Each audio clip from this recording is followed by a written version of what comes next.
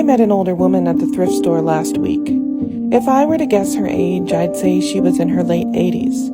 And this guess isn't based on her white hair, her housecoat, or the stoop of her walk. It's based on the conversation I overheard that placed her firmly in a different time. She had pulled aside a young clerk to ask him how she might go about finding herself a new radio. She had purchased one years ago from Radio Shack, which, much to her consternation, was closed now, and this radio was very important to her. She'd bring it with her around the house as she worked in the kitchen or sat in the living room. She liked talk radio. That was her favorite, much better than the noise you could find on TV. It even had batteries, so she could take it with her in the car and not have to fiddle with the stereo. She'd sit it next to her in the passenger seat as she drove around town. Over the last few days, however, this lifeline of hers, this piece of comfort, stability, routine, had begun to fail. When she turned it on, the volume would slowly fade into nothing, and suddenly her world was a little less bright. Even more dim once she realized that neither Walmart nor Target carried a replacement.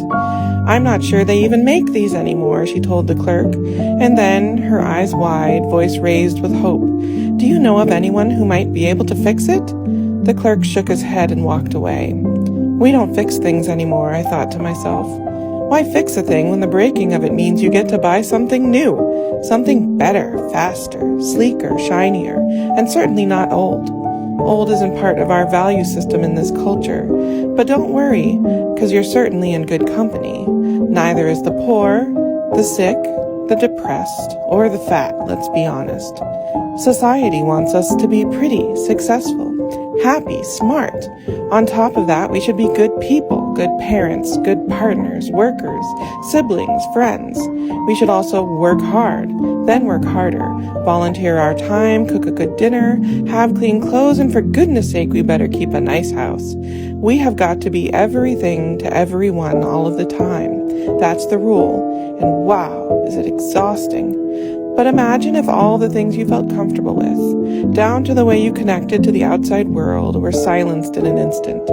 The stores you recognized were closed, there wasn't a single thing you could watch on TV, and all the ways you used to meet your needs had morphed into obscurity. Well, wait, that's kind of how my world has felt since COVID hit. Suddenly I felt more of a connection to this woman's conundrum. Both our worlds are on shaky ground. Just because I know how to find a radio station online and connect it to my Bluetooth speaker does not mean I can't feel the world spinning out of control.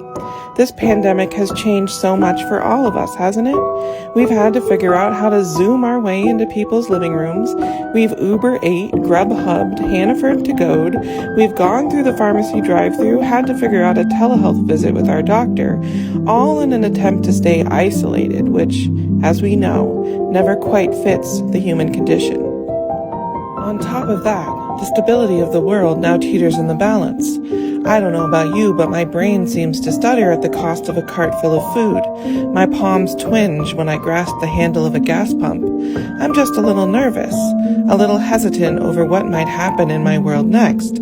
But for her, this woman in the thrift store, the one from a different time, who was born out of the Great Depression only decades after women's suffrage, who grew up in World War II, saw a polio epidemic, listened to her radio through the civil rights movement, saw the Apollo land on the moon. These changes must be so much more. After the clerk left, I hesitated to speak up. I knew she wouldn't find her radio. As she'd been speaking with the clerk, I scoped out the electronics, and there wasn't a single radio to be found. They're not that easy to find nowadays. I couldn't help her with this immediate issue, but I did feel as if I had some knowledge to share. I got her attention. "Hey, I heard you talking about your broken radio. I haven't seen one here today, but if you keep looking, you're bound to find one. People drop them off all the time." We struck up a conversation, and she offered up a bit of her story about the electric joy she took with her wherever she went. I mentioned that maybe if she had someone to help, she could purchase one online. "You could try Amazon," I said, but she looked confused. "Amazon?" She hesitated, as if she'd never even heard the word. Oh boy, I thought as I brought out my cell phone, tapped on the Amazon app, typed in the word radio, and scrolled through her options. They're not even that expensive. You could get one for $25 to $30. She held up her flip phone with a wry grin. Well, I won't be able to do that with this thing. Do you have someone who could help you? I asked again, but her response was the same. Silence. I didn't want to push. Maybe she really didn't have anyone. Maybe it was a sore spot. I fast-forwarded to the next option. How about a library card? They've got computers there and people who are often willing to help.